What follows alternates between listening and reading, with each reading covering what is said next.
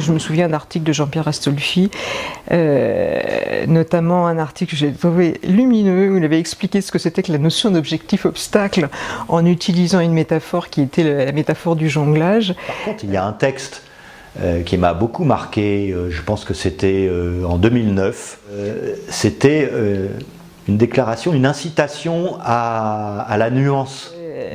Quand on apprend à jongler, on commence par 2 balles. Et alors la première chose que font les apprentis jongleurs, c'est de suivre les balles, la trajectoire des balles avec les yeux. Alors ça va bien si on n'a que 2 balles, mais si on commence à jongler avec 3 balles, 4 balles, si on suit la trajectoire très rapidement, on ne peut plus. Alors, je crois que le numéro qui m'a marqué est maintenant assez ancien, c'est celui qui a marqué, je crois, aussi un tournant dans l'histoire des cahiers pédagogiques et qui s'intitulait précisément « Différencier la pédagogie ». Et il dit, dans l'apprentissage du jonglage, l'objectif, et qui est en même temps l'obstacle, c'est de ne plus suivre la trajectoire des balles avec les yeux et d'apprendre à jongler sans suivre avec les yeux. Cette déclaration, elle est intervenue sur un fond de polémique assez violente. C'était lors du ministère d'Arcos, dont il y avait des messages qui circulaient du genre le gouvernement a décidé de supprimer l'école maternelle. Alors, quand on utilise cette métaphore avec des collègues en formation, ça leur paraît lumineux parce qu'ils comprennent enfin que à la fois ce qui est à acquérir ne peut être acquis que si on surmonte un obstacle. Alors bon, c'était pas tout à fait exact, tout de même.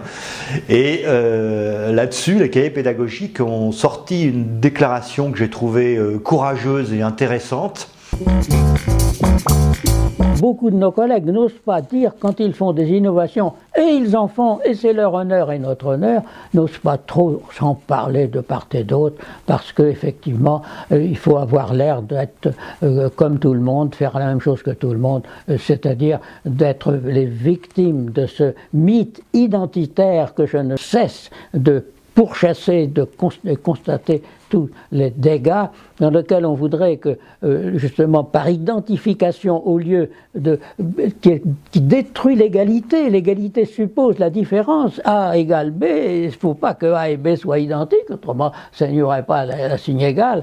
Le terme de pédagogie différenciée était déjà apparu depuis 1971, c'était Louis Le Grand qui l'avait fait apparaître.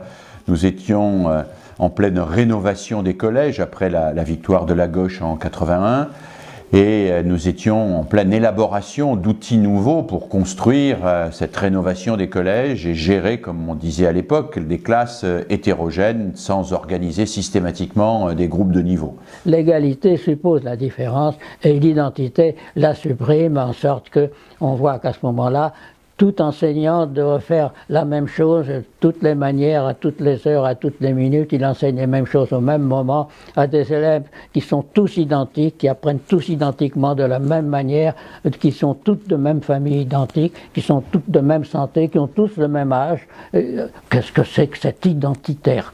Bien, il y a un dossier sur les violences à l'école. Il se trouve que j'y ai participé parce que j'avais fait un livre sur Histoire vraie des violences à l'école.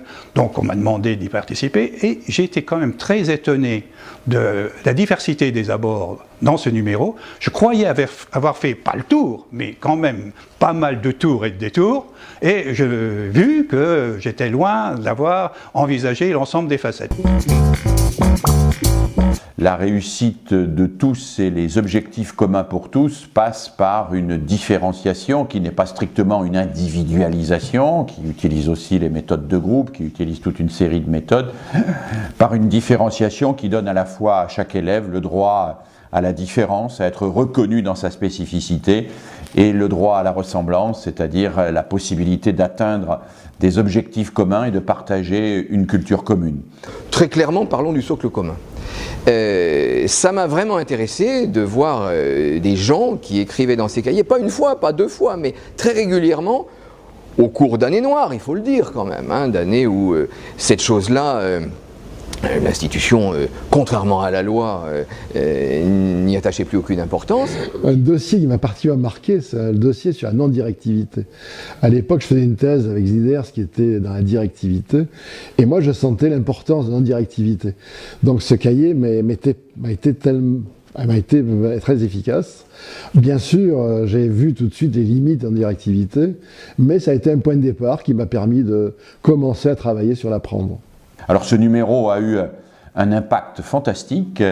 Il correspondait de toute évidence à un besoin. Les MAFPEN, qui étaient très importantes à l'époque dans la formation continue, l'ont diffusé massivement. Des aspects adaptés aux élèves, des cursus qui soient des cursus non pas identiques, mais des cursus qui se soutiennent réciproquement entre élèves, entre enseignants, de manière qui ait en effet un esprit de cohérence, un esprit qui soit porteur de l'idéal républicain et démocratique, porteur de nos valeurs, et ça, les cahiers pédagogiques, ils le font admirablement.